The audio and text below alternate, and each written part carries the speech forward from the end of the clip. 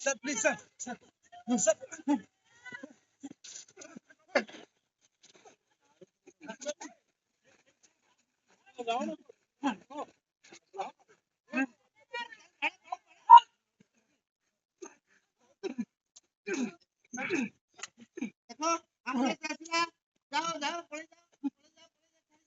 मोड़गी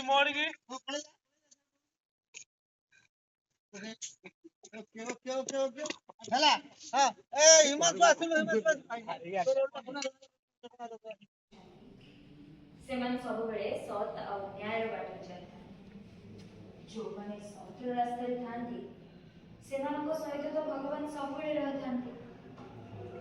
ସେଥିପାଇଁ ସେମାନେ କେବେ ବି କୌଣସି କ୍ଷେତ୍ରରେ ହାରି ନଥାନ୍ତି, କେବଳ ଜିତିଥାନ୍ତି। ଏଠି ତମମାନଙ୍କୁ ମୁଁ ଆଉ ଗୋଟେ କଥା ବି କହି ରଖିବାକୁ ଚାହେଁ। ଜଣେ ମଣିଷ କେତେବେଳେ ବି ଅନ୍ୟକୁ ଦେଖିକି କେବେ ଅନ୍ୟଠାରୁ ନିଜକୁ କୌଣସି କ୍ଷେତ୍ରରେ କମ୍ କିମ୍ବା ଦୁର୍ବଳ ଭାବିବା ଆଦୌ ଉଚିତ। ବିଶେଷ କରି ନାରୀ, ଯାହାକୁ ସମାଜ ସବୁବେଳେ କହେ ଦୁର୍ବଳ ଆଉ ଅବଳା, କିନ୍ତୁ ପ୍ରକୃତରେ ନାରୀ ଦୁର୍ବଳ ନୁହଁ। ନାରୀ ହେଉଛି ମାତୃସ୍ୱରୂପ, ଶକ୍ତି ସ୍ୱରୂପ, ପୃଥିବୀ ଆଉ ସମାଜର ଆଧାରଶିଳା। ତେଣୁ ଆମ ଶାସ୍ତ୍ର ପୁରାଣରେ ବି ନାରୀମାନଙ୍କୁ ବହୁତ ଉଚ୍ଚ ସ୍ଥାନରେ ଦିଆଯାଇଛି।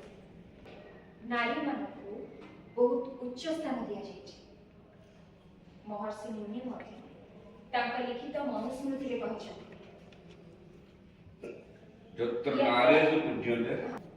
ରମନ୍ତେ ତତ୍ର ଦେବତା ଯତ୍ରେ ତାସ୍ତୁ ନ ପୂଜ୍ୟନ୍ତେ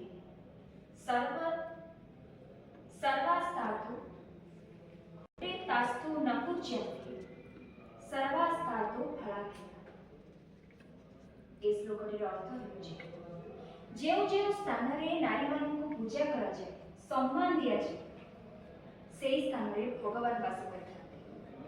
କିନ୍ତୁ ଯେଉଁ ସ୍ଥାନରେ ନାରୀମାନଙ୍କୁ ଅସମ୍ମାନ ଦିଆଯାଏ, ସେଭଳି ଜାଗାରେ କୌଣସି ଗୋଟେ ଭଲ କର୍ମ କଲେ ବି ସେ କର୍ମ ନିଷ୍ଫଳ ହୁଏ। ସେଥିପାଇଁ ନାରୀମାନଙ୍କ ଅସମ୍ମାନ ଦେବତାମାନଙ୍କର ଅସମ୍ମାନ। ଆଉ ସବୁ ନାରୀମାନେ ଆସିଲେ ତା ପାଖକୁ